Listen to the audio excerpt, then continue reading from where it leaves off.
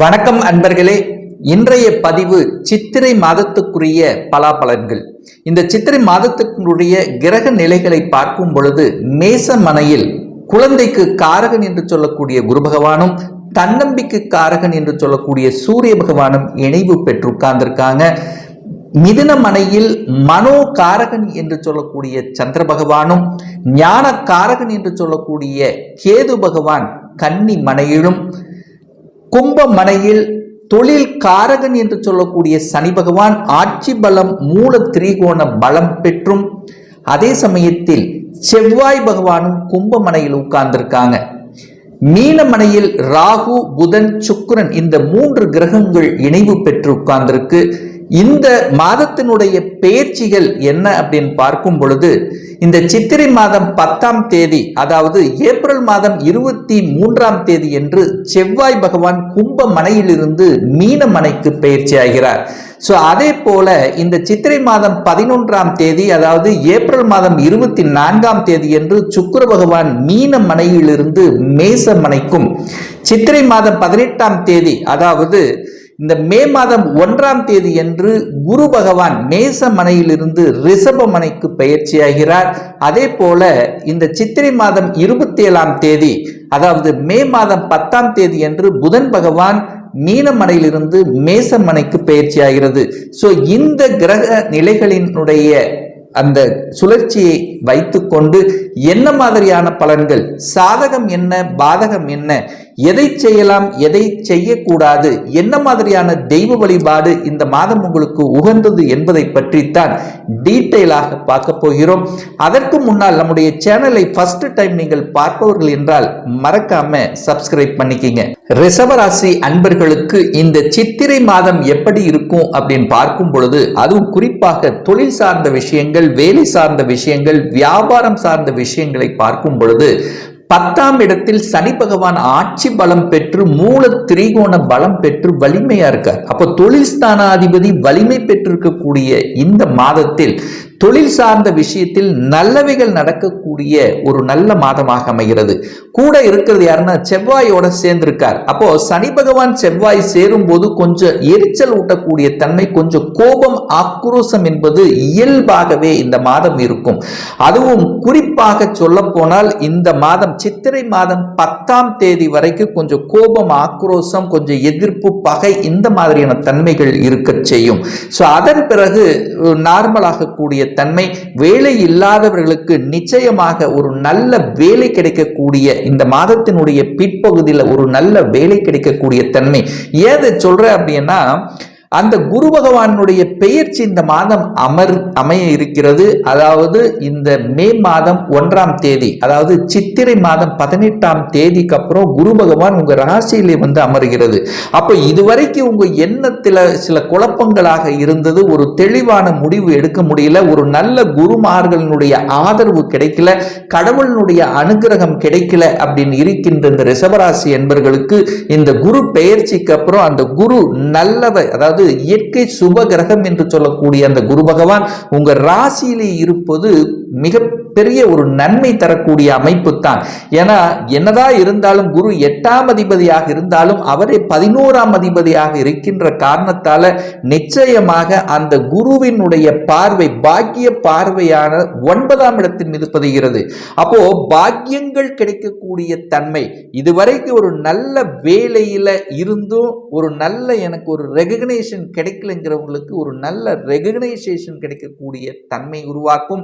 அந்த 10ஆம் அதிபதி 10ஆம் இடத்தில் இருக்கிறனால கௌரவ பதவிகள் கிடைக்கக்கூடிய தன்மைகள், பட்டங்கள் கிடைக்கக்கூடிய தன்மை, கடந்த 2 வருடங்களாக நன்றாக உழைத்த அந்த உழைப்புக்கு ஏற்ற ஒரு நல்ல ஊதியம் கிடைக்கல, ஒரு ப்ரமோஷன் கிடைக்கல என்று இருக்கின்ற இந்த ரிஷபராசி அன்பர்களுக்கு நிச்சயமாக இந்த மாதத்தினுடைய பிற்பகுதியில் உங்களுக்கு நினைத்தவாறு இடமாற்றம், ப்ரமோஷன் கிடைப்பதற்கான என்பதற்கான அத்தனை அம்சங்களும் உங்களுக்கு சிறப்பாக இருக்கிறது.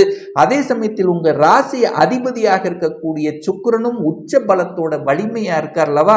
அப்போ உங்களுடைய எண்ணங்கள், செயல்பாடுகள், சிந்தனைகள் அத்தனையும் நல்லவைகளாக, அதாவது குருமார்களுடைய ஆசீர்வாதத்தோட, கடவுளினுடைய அனுகிரகத்தோட நடைபெறுங்கிறதுல எந்தவித மாற்று கருத்தும் இல்லை. இதுவரைக்கும் உங்களை புரிந்து கொள்ளாத உயரதிகாரிகள் உங்களை புரிந்து கொள்ளக்கூடிய தன்மைகள், இதுவரைக்கும் சக ஊழியர்களுடன் இருந்து வந்த கருத்து வேறுபாடுகள் எல்லாம் விலகக்கூடிய தன்மை, அல்லது உங்களுக்கு யாரெல்லாம் தொந்தரவு கொடுத்து கொண்டிருந்தார்களோ அவர்கள் உங்களை விட்டு விலகக்கூடிய வாய்ப்புகள், ஒரு சிலருக்கு பார்த்தீங்கன்னா புதிய ஒப்பந்தங்கள் கிடைக்கக்கூடிய தன்மை, அரசின் மூலமாகவும் அதிகாரத்தின் மூலமாக புதிய ஒப்பந்தங்கள் கிடைக்கக்கூடிய வாய்ப்புகள், அதுவும் குறிப்பாக சனியினுடைய தொழில்கள் எடுத்து நடத்தி கொண்டு வருபவர்கள், இயந்திரம் சம்பந்தப்பட்ட துறைகள் இருக்கின்றவர்களாக இருக்கட்டும், அசிங்கம் அவமானம் என்று சொல்லக்கூடிய துறைகளாக இருந்தாலும் சரி, திரவ நிலைகள், பெட்ரோலியம், இந்த மாதிரியான துறைகளாக இருந்தாலும் ஒரு கூடுதல் வருமானத்தை தரக்கூடிய ஒரு நல்ல மாதமாக உங்களுக்கு அமைய போகிறது அப்படிங்கிறத உறுதியாக சொல்லலாம். ஆஃப்டர் குரு பெயர்ச்சிக்கு அப்புறம் பார்த்தீங்கன்னா அந்த குரு பகவான் உங்க ராசியில இருந்து 5ஆம் இடத்தை பார்க்கிறார்.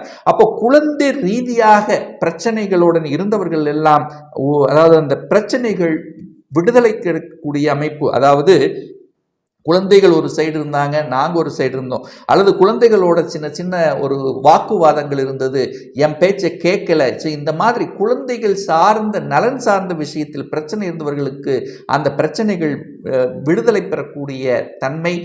அதே சமயத்தில் குழந்தை பிறப்பு சம்பந்தப்பட்ட விஷயத்தில் தடைகள் தாமதத்தை கொடுத்து கொண்டிருந்தது. ஏன்னா குரு 12 இருந்தார், குழந்தை காரகன் குரு 12 இருந்தார், இப்போ 5ஆம் இடத்தை பார்க்கிறார்.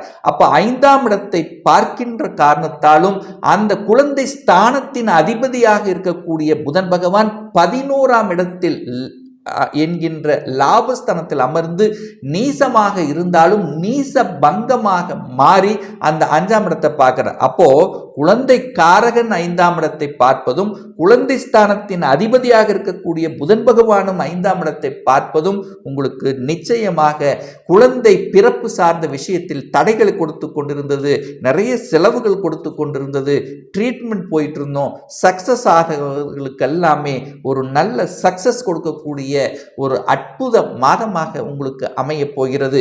அதே சமயத்தில் குழந்தைகளினுடைய படிப்பு சார்ந்த விஷயத்தில் தடைகள் இருந்தது, நான் நினைச்ச படிப்பு படிக்க முடியல, இந்த மாதிரி தடை ஏற்பட்டது, கடந்த 1 வருடங்களாகவே பிரச்சனையோடவே இருந்தது, நான் ஒன்று நினைச்சேன் அதை ஒன்று நடக்குது, இந்த மாதிரியான வெளிநாட்டில் போய் படிக்கணும்னு ஆசைப்பட்டேன் அது நடக்கல, அல்லது நான் ஒரு இன்ஜினியர் ஆகணும் டாக்டர் ஆகணும்னு நினைச்சேன் அது ஆக முடியல, இந்த மாதிரி தடைகளை கொடுத்து கொண்டிருந்தவர்கள், அல்லது அரசாங்க எக்ஸாம் எழுதி அரசாங்க வேலைக்கு போகணும்னு நினைச்சிட்டு இருந்தேன் அது செயல்படுத்த முடியல, இந்த மாதிரி தடைகளை கொடுத்து கொண்டிருந்த அத்தனை விஷயங்களும் அந்த தடைகள் நீக்கி நினைத்த காரியங்கள் நிறைவேறக்கூடிய ஒரு நல்ல மாதமாக உங்களுக்கு தென்படுகிறது. அதே சமயத்தில் திருமணம் சார்ந்த சுப காரியங்கள் பார்த்தீங்கன்னா கடந்த 1 வருடமாகவே தடைகள் இருந்தது. எங்கூட இருந்தவங்களுக்கு எல்லாம் திருமணம் ஆகிவிட்டது, ஆனால் வரன் ஃபிக்ஸ் ஆகிற மாதிரி இருக்கு, ஆனால் ஏதோ ஒரு விதத்தில் தடைகளை கொடுத்து கொண்டிருந்த இந்த ரிஷபராசி என்பர்கள் நிச்சயமாக இந்த சித்திரை மாதம் 18ஆம் தேதிக்கு அப்புறம் இந்த தடைகள் முழுவதுமாக விளங்கப் போகிறது. கடவுளினுடைய அனுகிரகத்துக்கு சொந்தக்காரனான அந்த குரு பகவான் உங்க ராசியில் இருந்து 7ஆம் இடத்தை பார்த்து புனிதப்படுத்துகிறார். அப்போ நிச்சயமாக அந்த 7ஆம் இடத்தை குரு பகவான் பார்க்கின்ற காரணத்தால திருமணம் சார்ந்த சுப காரியங்கள் நடக்கக்கூடிய வாய்ப்புகள், சந்தர்ப்பங்கள் இந்த மாதத்தினுடைய முதல்ல இருந்து உங்களுக்கு சக்சஸ் ஆகக்கூடிய தன்மை. இந்த மாதம் திருமணத்துக்கான அத்தனை அமைப்புகளும் உங்களுக்கு வருகிறது. அடுத்து சித்திரை முடிந்து வைகாசி மாதத்துக்கு அப்புறம் இன்னார் என்று இனம் கண்டு கொள்ளக்கூடிய தன்மை, ஒரு சிலருக்கு நிச்சயதார்த்தமாகக்கூடிய தன்மை, ஒரு சிலருக்கு திருமணம் செய்யக்கூடிய அனைத்து நல்ல காரியங்கள் உங்களுக்கோ உங்க குடும்ப உறுப்பினருக்கோ நடக்கக்கூடிய அத்தனை அம்சங்களும் உங்களுக்கு சிறப்பாக இருக்கிறது என்பதை உறுதியாக சொல்லலாம். அதே சமயத்தில் இதுவரை ஒரு நல்ல பாக்கியம் கிடைக்கல, தன பாக்கியம் கிடைக்கல, நல்ல உழைப்புக்கேற்ற ஊதியம் கிடைக்கல, தகப்பனால அதாவது தகப்பனால சில சண்டை சச்சரவுகள் வந்தது, தகப்பன் மூலமாக நல்லவைகள் நடக்கல, தகப்பனுடைய தொழில் சார்ந்த விஷயத்திலும் ஒரு நல்லவைகள் நடக்கல, இந்த மாதிரி தகப்பன் பூர்வீகம் சார்ந்த விஷயத்தில் இருந்து வந்த அத்தனை பிரச்சனைகள், பாக பிரச்சனை, அண்ணன் தங்கச்சி அக்கன் தங்கச்சிக்குள்ள இருந்து வந்த கருத்து வேறுபாடுகள், இதை எல்லாமே விலகக்கூடிய வாய்ப்புகள், ஒரு நல்ல பாக்கியம், என்ன பாக்கியம், தனபாக்கியம் வேண்டுமா, தனபாக்கியம் கிடைக்கக்கூடிய தன்மை எல்லாமே இருக்கு. ஆனால் குழந்தை செல்வம் கிடைக்கல. அந்த குழந்தை செல்வம் கிடைக்கக்கூடிய வாய்ப்புகள், சந்தர்ப்பங்கள், அல்லது ஒரு சிலருக்கு நான் வெளிநாட்டில் போய் வேலை பார்க்கணும் என்கின்ற எண்ணம் ஓடிக்கொண்டு இருந்தது. ஆனால் அதுக்கு தடை இருந்தது. விசா 3 மாசமா அப்ளை பண்ணி காத்துட்டு இருக்கிறேன், ஒரு நல்ல விசா கிடைக்கல. அல்லது வெளிநாட்டில் போயிட்டேன், ஆனால் அங்கே என்ன படித்த படிப்புக்கு உண்டான வேலை கிடைக்கல. இந்த மாதிரி தடைகள், பிரச்சனைகளோடு இருந்து ஒரு பாக்கியத்தை குலைத்து கொண்டிருந்த அத்தனை விஷயங்களும் விலக இருக்கிறது என்பதை உறுதியாக சொல்லலாம். ரிசர்ச் சம்பந்தப்பட்ட விஷயத்தில் இருப்பவர்களுக்கும், பேட்டர்ன் சம்பந்தப்பட்ட விஷயங்கள், கண்டுபிடிப்பு சம்பந்தப்பட்ட விஷயத்தில் இருப்பவர்களுக்கு அனுகூல பாக்கியங்களை தரக்கூடிய ஒரு நல்ல மாதமாக அமைகிறது. ராகு பகவான் 11ஆம் இடத்தில் அமர்ந்து கொண்டு வெளிநாட்டின் மூலமாகவும் அந்நிய மதத்தினரின் மூலமாகவும் நல்லவைகள் செய்வதற்கு காத்து கொண்டிருக்கிறது. அதே சமயத்தில் ஒரு வீடு வாங்கணும், ஒரு நிலம் வாங்கணும் என்று எதிர்பார்த்து காத்து கொண்டிருப்பவர்களுக்கு ஒரு நல்ல வீடு, வண்டி, வாகனம் வாங்கக்கூடிய யோகங்களும் இந்த காலகட்டத்தில் அமைய இருக்கிறது. என வீட்டுக்கு காரகன், வாகனத்துக்கு காரகன் என்று சொல்லக்கூடிய சுக்கிரன் உச்ச பலத்தோட வலிமையாக இருக்கக்கூடிய இந்த காலகட்டத்தில் நினைத்தவாறு வாகனங்கள், வீடு வாங்கக்கூடிய யோகங்களும் சிறப்பாக இருக்கிறது என்பதை உறுதியாக சொல்லலாம். ஒரு நல்ல தெய்வ வழிபாடு இந்த ரிஷப ராசி அன்பர்களுக்கு அப்படின்னு எடுத்துக்கொண்டால், 5ஆம் இடத்துல கேது இருக்கிறதுனால நீங்கள் எப்பவுமே, ஏன்னா பூர்வம் புண்ணிய ஸ்தானத்தில் கேது இருக்கிறதுனால அந்த கேது ஏதாவது ரூபத்தில் தடைகளை கொடுக்கும். அப்படிங்கிறதுனால நீங்கள் எங்க வெளியில சென்றாலும் விநாயக மூர்த்தியை சென்று வழிபடுவது அனைத்து விதத்திலும் இந்த மாதம் உங்களுக்கு நன்மை ஏற்படுத்தும். அதே சமயத்தில் உங்களுடைய முன்னோர்களுடைய ஆசீர்வாதத்தை பெறணும்னா ஒவ்வொரு அமாவாசை என்று குலதெய்வத்தை சென்று வழிபடுவதும் உங்களுக்கு சால சிறப்பை ஏற்படுத்தி கொடுக்கும்ங்கிறதுல எந்தவித மாற்று கருத்தும் கிடையாது.